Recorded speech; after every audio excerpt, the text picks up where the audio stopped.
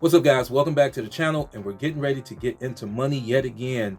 A short video filled with gold nuggets, but before we do, if you haven't already, help the channel out with a like and a subscribe. Now, in this video, I want to tell you how you can make your first real estate investment a successful one. These are mistakes that I see people make over and over, so I want to point a few things out to you, and hopefully you can implement it into your strategy and make your real estate investing a success. The first thing that I want to tell you is you actually are prepping to sell your first investment the day you purchase it. You're already prepping to sell it. Now, if it's a fixer-upper, you're probably going to do some remodeling to it.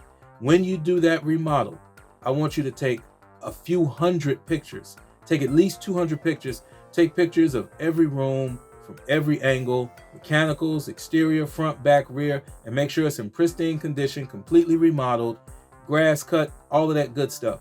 This is going to help you when you get ready to sell that property. Because many times when people get ready to sell the property, there's tenants in it.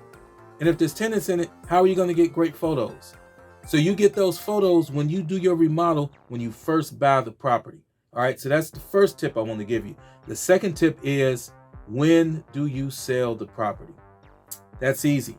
You buy it when the market is on the downturn. You sell it when the market is getting close to reaching its peak. If that's 2 years after you buy it, 3 years, 5 years, whatever the case is, if you look up and you're looking at an unbeatable return, 100%, 70%, 80%, that is when you sell that property. And then you go repeat the process. Don't get caught up in this thing of thinking you're supposed to hold it 5 years, 10 years.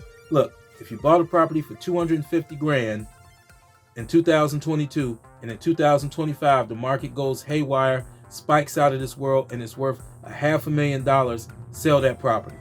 That's a 100% return, and you're probably not going to see that again in the near future. So you sell it when it's at its peak. You buy it when it is, on the downturn. That's when you purchase the property.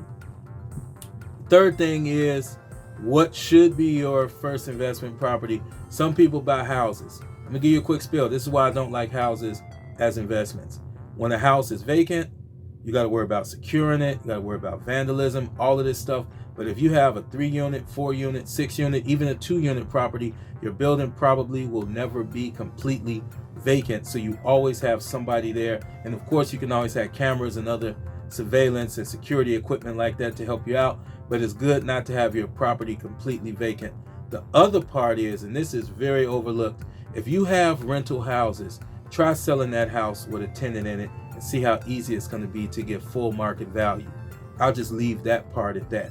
The other part is having houses as opposed to multifamily means I got 2, 3, 4, 6, 12 sources of income under one roof, as opposed to one roof with one source of income. But that one source of income has one roof.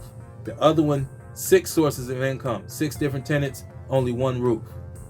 Potentially, if it's centrally heated, you like with a boiler, only one heating system. Okay?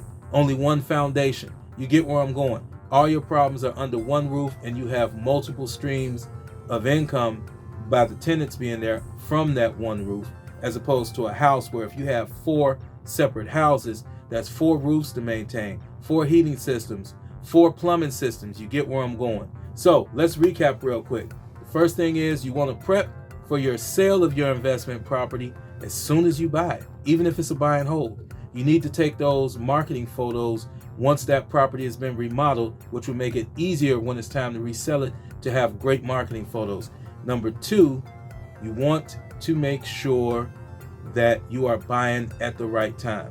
You want to buy with plenty of room for equity to rise. So you buying when it's on the downturn, you sell when the property gets near its peak.